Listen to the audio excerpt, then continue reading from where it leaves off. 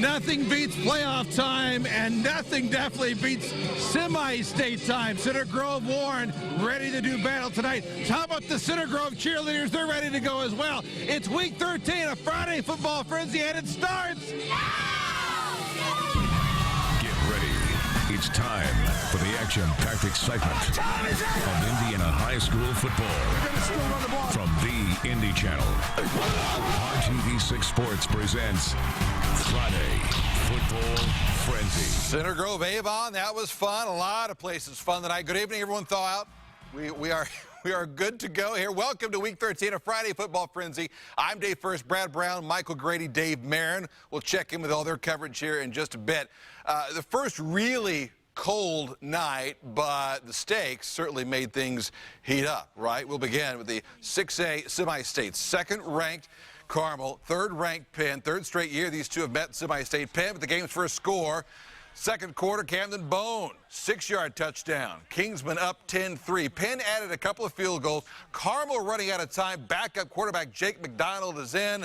Nice pass to Ethan Merriweather for the 26-yard score. But time runs out for the Greyhounds, and it's Penn, not Carmel, going back to the state finals. 16-10, the final. Penn going back to the finals for the first time in 4 years. So Kingsman punching their ticket to the state final. Who do they play?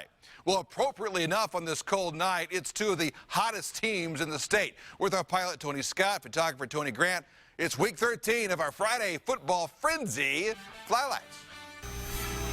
One last glimpse of the sun with everyone's goal playing downtown on Thanksgiving week. And at Center Grove, someone's going home as the top-ranked Trojans host 6th-ranked Avon. Tensions are high before the game. Smile, there's no pressure here. I'm having a great time. No doubt, though, this will be full throttle. Avon's down 7 in the second when Brandon Peters hits Andrew Griffin for the 28-yard touchdown. Game tied at 10. Now, I've been coming to Center Grove games for years. They've always had this on the sidelines. It's a little case to put footballs, keep them dry, maybe even warm. And on a night like this, not a bad place to put gloves, too. Avon starts the third in grand fashion with this Brian Fitzgerald diving 8-yard score. Orioles up 7. Hey, props to the student section. They were here some 90 minutes before tonight's game, and it's also Jersey night. Check out all the jerseys. Colts, Pacers, Thunder, Kings. Oh, wait a minute. Throwback Pistons jerseys. Are you kidding me? Yeah. Throw those back. And CG answers. Junior Titus McCoy with the 2-yard touchdown. After both sides trade field goals, we're going to overtime, tied at 20. All right, let's see what we got here. Oh, yeah. Oh, yeah. In fact, it goes to double overtime before Peters sneaks it in from a yard out. Avon up 34-27. Back to CG. One play, one score. Titus from 10 yards out.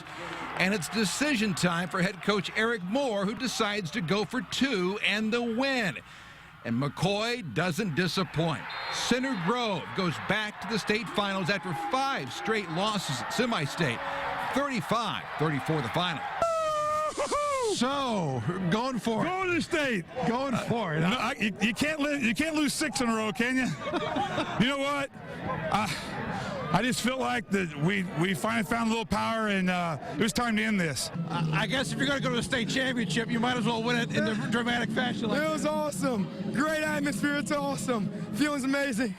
We've been here 5 times in a row. Haven't got it done. This time we got it done. It feels awesome. And what a way to fly into the finals in Week 13 of Friday Football Frenzy Flylights. Still a great season for the Avon Orioles, though. Congratulations to that group. To 5A, where New Palestine won the big 1-versus-2 battle against Columbus East last week as the Dragons improved to a perfect 11-0. Up next, Zionsville, and the Eagles are rolling. Dave Marin with the 5A Regional, Hancock County. New Palestine hosting Zionsville, a team that got hot in the playoffs and looks to continue that streak. But the Dragons have other plans. Opening drive ends when Alex Neely finds Duke Blackwell. He takes it in for 6. Soon after that, Neely keeps it himself. On the sneak, 14-0 Dragons. The Eagles would get going late. QB Trevor Leachy finds Eddie Mattingly for the big gang. That would set up this. Brendan Mikesell from a few yards out. That would get points on the board. But the Dragons just kept breathing fire.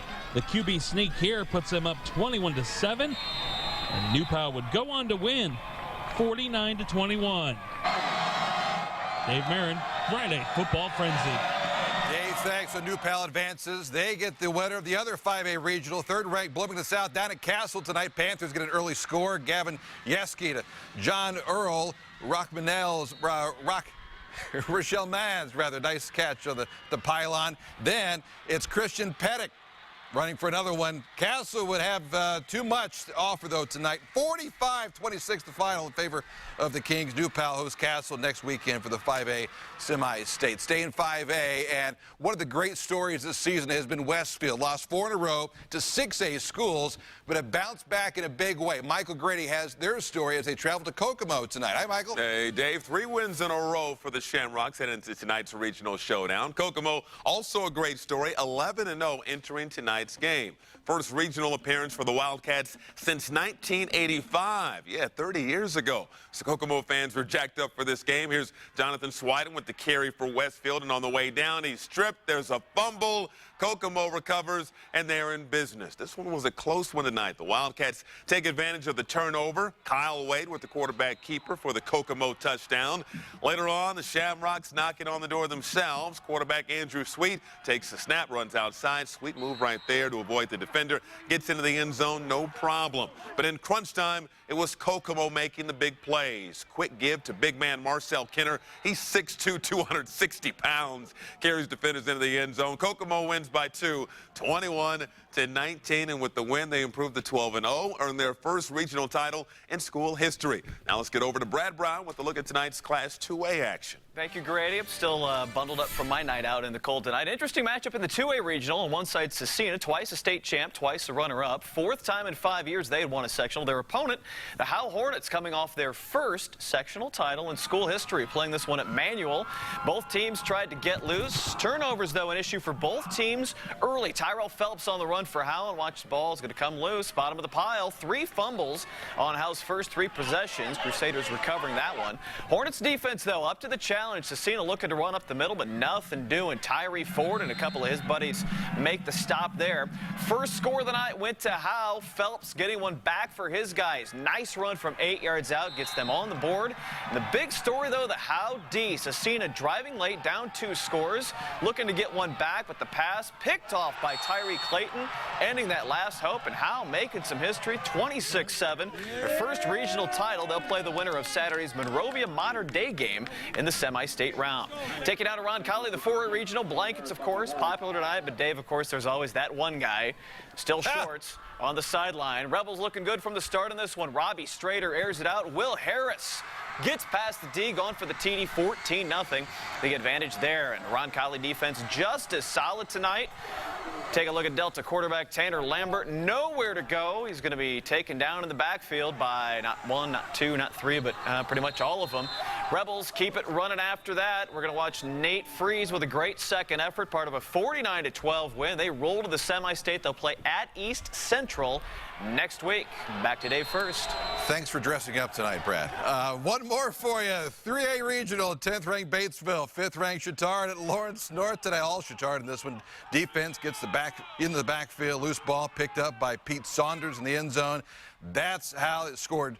Started scoring here in this one and looked just as good going the other way. Jared Stiver on the run for Chittard. 27 yards for the score. Trojans roll in that one, 33-0. They host Gibson Southern next week in the 3A semi-state. You can find all of our Friday Football Frenzy coverage online. We promise to dress up for the other shows.